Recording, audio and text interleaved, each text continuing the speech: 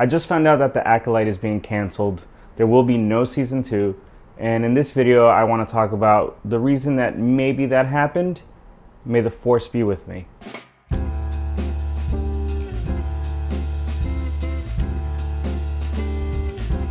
Now, before we get into the video, I just want to thank everyone for subscribing, for liking.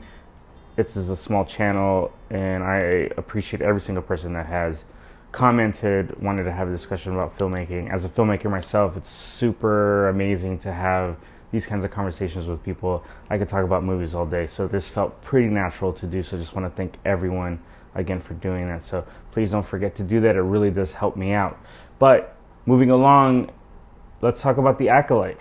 So I want to talk about really the actual structure of the show and the show itself, and not the kind of outlying things that people have been talking about or that I saw already from the very beginning, even before Acolyte came out.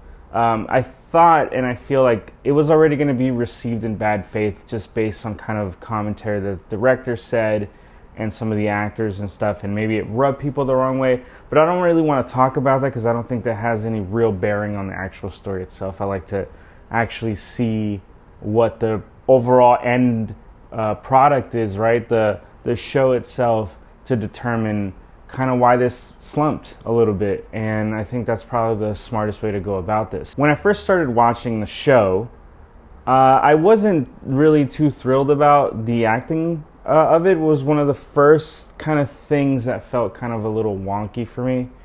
I really did love the concept though. You know, it's like the old Republic, new characters, you know, there's some kind of underlying rumblings going on, and it felt pretty cool to kind of at least see Star Wars in another light, right? And for me, that was like good enough to start watching, right? And I also wanted to see what the hype was or the bad stuff, because I kind of started watching it a little bit later. Maybe 2 weeks after it premiered, I started kind of watching it. So there was already buzz going around how terrible this show was and all that stuff. And I watched it, and it wasn't that bad. It wasn't as bad as what social media makes things out to be normally half the time. So I already, you know, being a little bit more internet savvy, I kind of already knew to kind of ignore those things. And yeah, it wasn't bad. It wasn't great, but it wasn't bad. And it was only two episodes in, and I was like, all right, well, you know, let's get the ball rolling here. And that was like my first take, was like, all right, the acting's a little like wonky, whatever. But overall, it was like kind of getting good, and I was like, oh, this is interesting. And as I kept watching the season, it did get better. There was more revealed. There was an interesting path that it was going towards, the whole, you know, Sith relationship of who the bad guy was, right? And what was this going to be, and the twins and the first. So it was an interesting take, and I was just curious to see where it was going to lead from this. So I think for me, it was more like the curiosity of it. They led it pretty well to like wanting to know more of everything. But where it fails, I think for me, is that the story is just kind of very, I don't know, elementary in that way. It's just very kid-like. And then that's the thing that kind of brought me back to like the fuss about Star Wars in general, is that Star Wars is for children at its core. Like, and people seem to forget that for a second because people have grown up with it, and now that they're grown-ups and they have disposable income, they want Star Wars to be something else now. And there are shows that do that though. Like Andor is a great example of being very, very mature. But a lot of people didn't like that either. And when I say that, I mean the people who would like The Acolyte, right? So there's just two different types of people who watch Star Wars. They're the children and the people who just kind of want really just simple popcorn stuff. And then there's like maybe the more elevated palette of like watching media, and they want maybe something a little more adult, maybe a lot deeper, you know, a lot heavier. And that's cool too. And I would like to think that Star Wars provides the gambit of all these things. Because on one hand, we have, you know, Legos, Star Wars stuff, and then we have Andor at the other spectrum, and then everything in between. Like any big corporation, they need to diversify, and people always forget that too. It's like, well, this brand is pushed by one of the biggest corporations in the world. I mean, Disney has acquired everything at this point and will probably continue to do so. And it's being structured as such. So it's going to have these pitfalls of things that maybe don't kind of coalesce with what people want. But I guarantee you, there's people that watched Acolyte that really enjoyed it, right? And there's people that didn't. I think one of the things structurally too that the Acolyte did really weird was that tonally it was all over the place. It felt like very, very kid-friendly at points, and then at other points was pretty dark. And it's confusing as a viewer.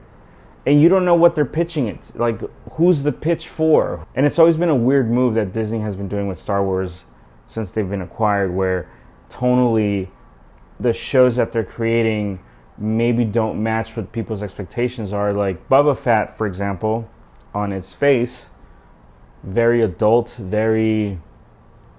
I mean, it's a bounty hunter. I mean, there's no friendliness there. I thought it was good, but it was missing like that thing where maybe people wanted more from it, or at least I wanted more from it, But then we have The Mandalorian, which strikes a good balance between very kid-like, right? We have our Grogu, we have our things, and pretty decent storytelling, and people really are in love with that from all aspects, right? It's universally liked. But then where we go again, is Mandalorian as deep as maybe we would want it to be? It's not Andor, right? So there's that weird thing where it's like they're gonna have to throw things against the wall to see what sticks, and it sucks because that process lends itself to failure all the time.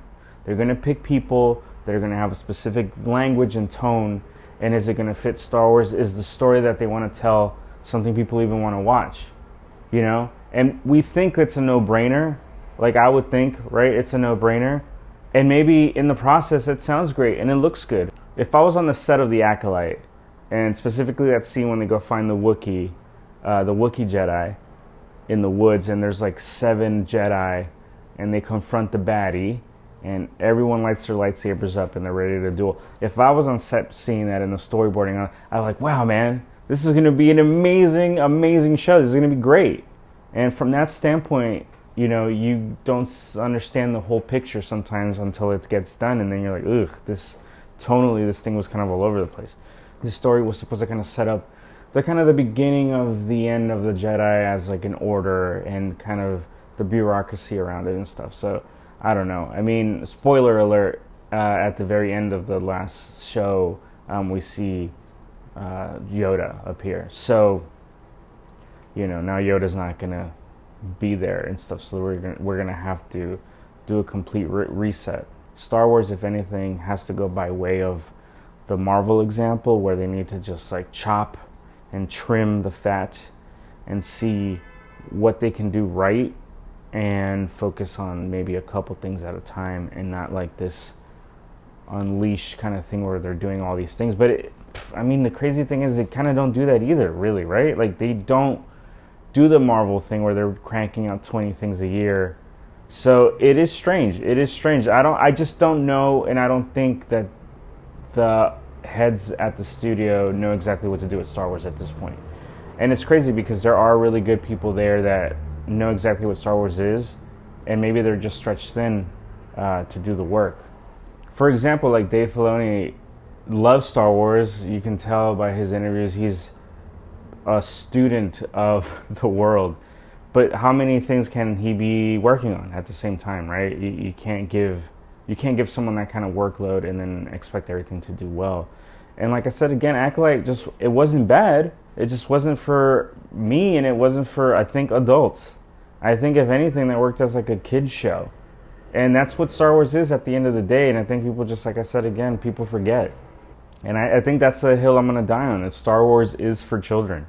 There's never going to be like a gritty rated R Star Wars anything ever.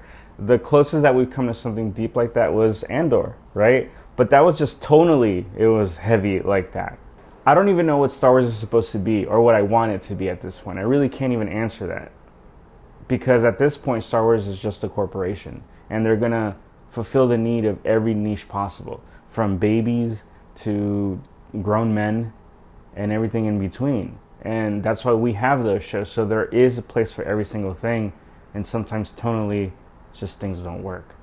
So that's my opinion on Star Wars Acolyte. Kind of why I think just didn't do well. And the reason why Star Wars is going to keep struggling a bit, I think, until they find their feet. Thank you so much for watching. Please comment below what you think of Star Wars Acolyte and why it didn't work for you. Not why you didn't like it, why it didn't work. I'm really curious to know people's opinions besides, you know, so-and-so sucked or whatever the case may be. So please like, subscribe. It really does help me out. And thank you again, and I'll talk to you on the next one.